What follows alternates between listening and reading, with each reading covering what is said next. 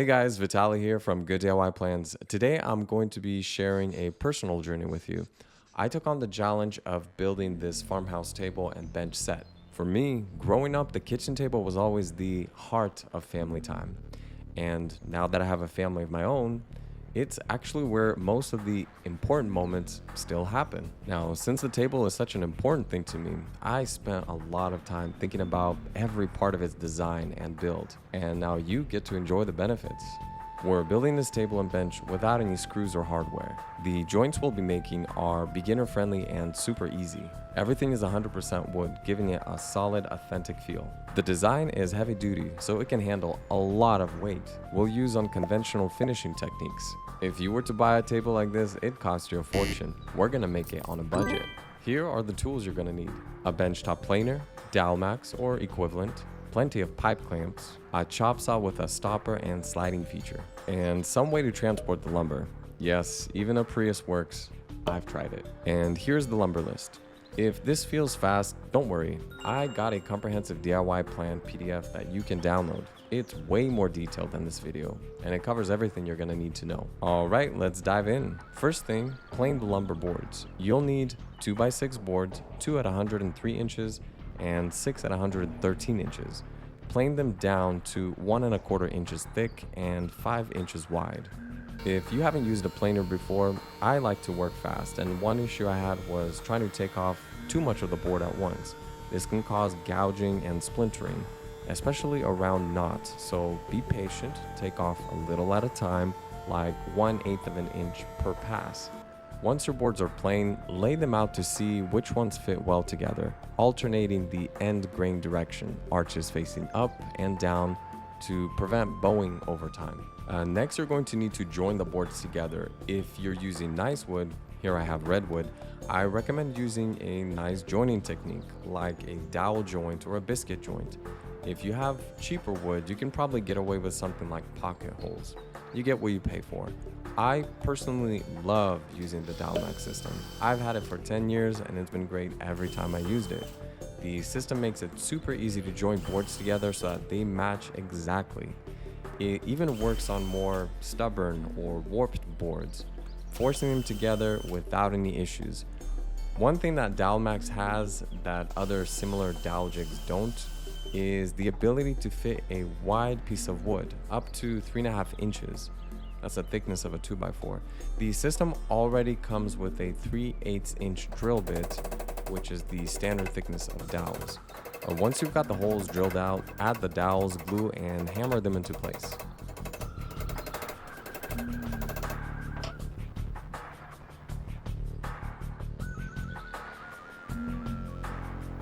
Keep adding board by board until the entire tabletop is glued together. Clamp the tabletop from the bottom and from the top to prevent the pressure from being uneven and the boards from bowing out, and let the table sit and dry for 48 to 72 hours. Make sure to use some sort of scrap wood pieces to prevent the wood from being damaged while you use the pipe clamps. They're very powerful. In the end, you should have a tabletop with 5x5 inch notches or gaps at all of the corners. Next, make the bench top. You're going to need two 99 inch 2x6 boards and two 92.5 inch 2x4 boards.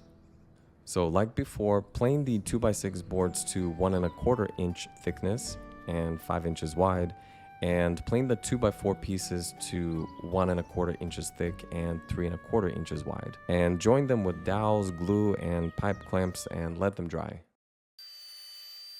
Ever felt like your ears are about to explode? These little lifesavers block out the noise so you can keep your sanity while working on your project. Great for when you just want to focus on the craft without the ear-splitting soundtrack. Doctor recommended, made right here in the USA, because you deserve the best. All right, let's get back to it.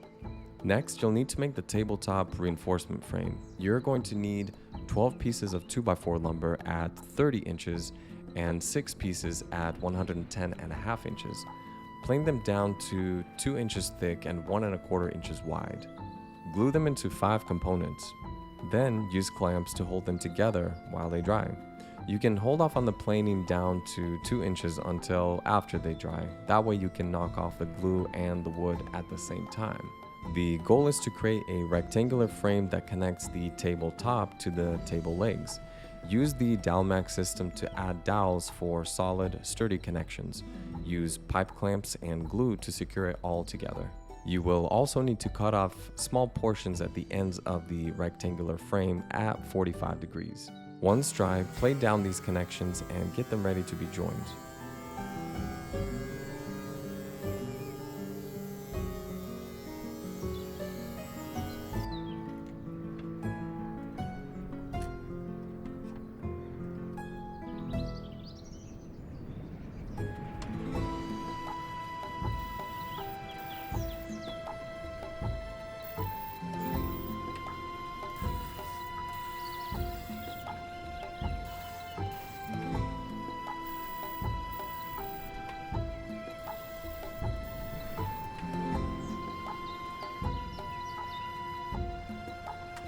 As you're doing this, make a similar frame for the bench. The details are in the DIY plan PDF in the link below.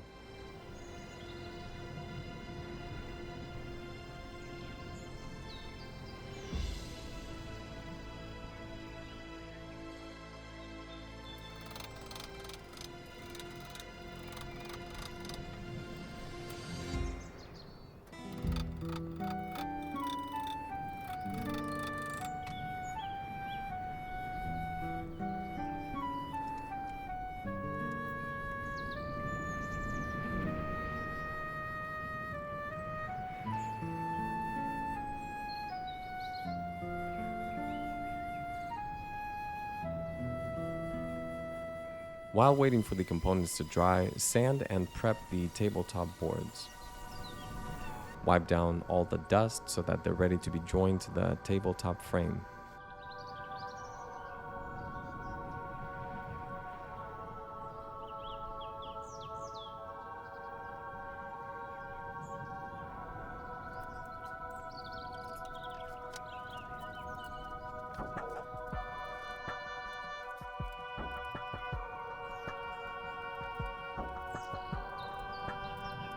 Use additional lumber pieces to ensure even pressure while bonding the two components together.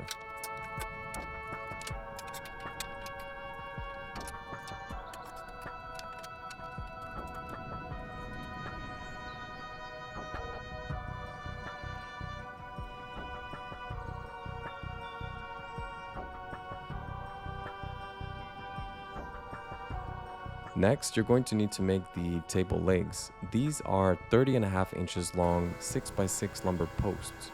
Plane them down to 5x5 inches. It seems like a lot, but since they're short, it goes by pretty fast. Do the same for the bench legs, but use 4x4 lumber instead. The details are in the DIY plan PDF link below.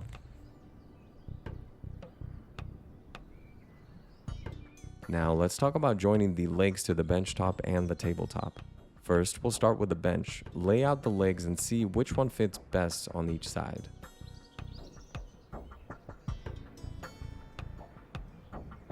You'll need to make a semicircular groove in the legs to lock them into place with a bench. Mark off the area that is going to be cut out, as you see here. Set the miter saw sliding feature and depth feature to the desired depth. Then, repeatedly chop out the semicircular groove with the miter saw.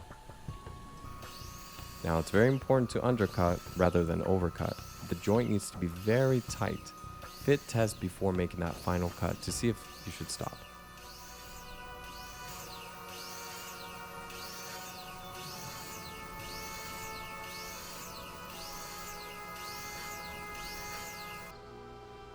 The fit needs to be very snug.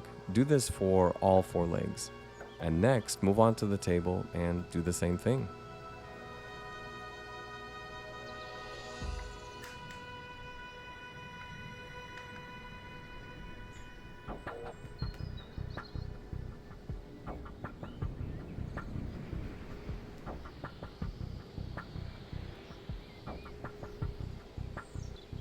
Mark off the limits for the semicircular cut, then calibrate the saw and cut out the grooves. Remember to fit test them.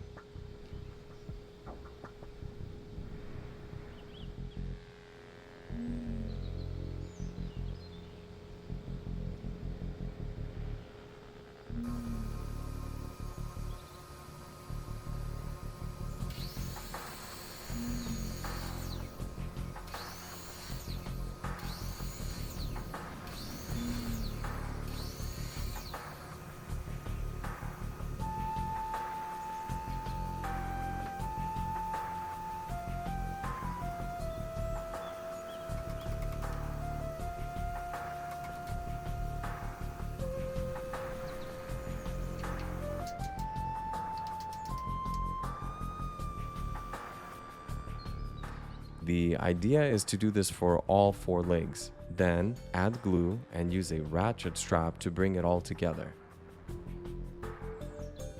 So here we have the semicircular groove cut out.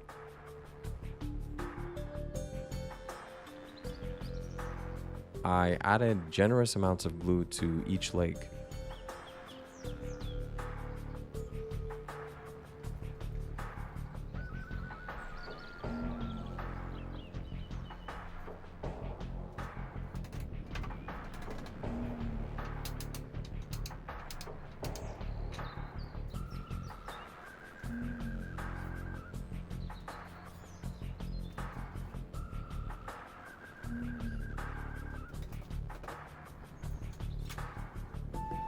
I had to double up on the ratchet straps because it wasn't long enough.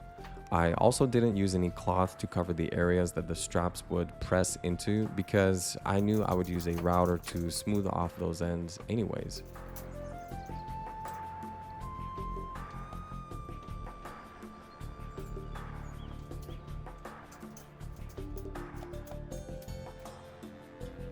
After that dries, go ahead and add epoxy. You can use an inexpensive Defcon epoxy.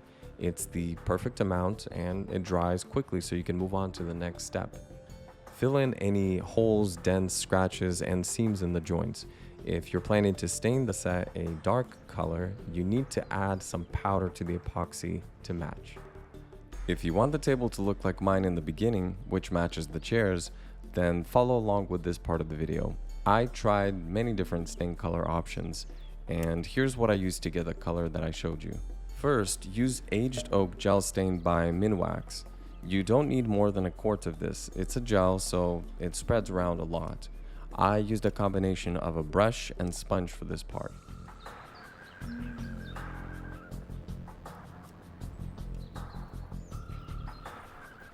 After the first layer, here's what I got. I wasn't super happy with it.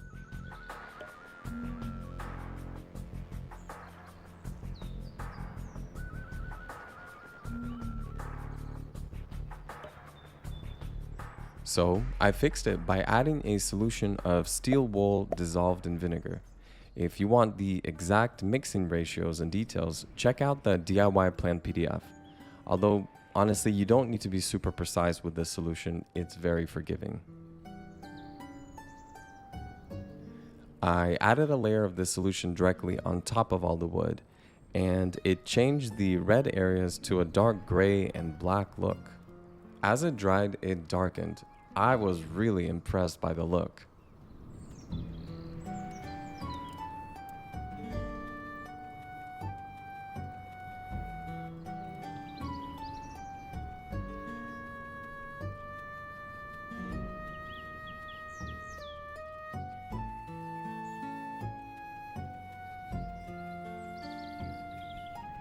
After that, I added a layer of beeswax finish. Here's the final look I got. I like that much better.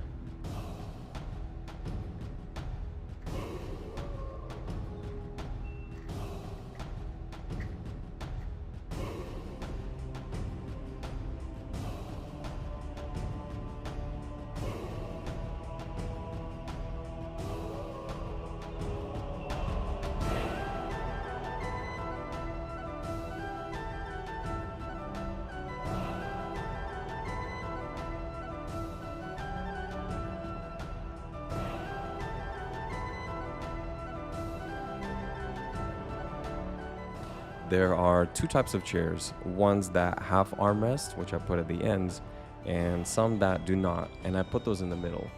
The color and stain match quite nicely. The chairs are broad and comfortable. Since I have little kids, it's important that I can clean them, and these chairs are super easy to wipe down. And that's a wrap. I'd love to hear your thoughts and questions in the comments.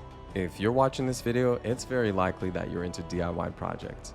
Check out my Etsy shop, which has more than 200 different designs that will help you succeed. Thanks for watching. Happy building.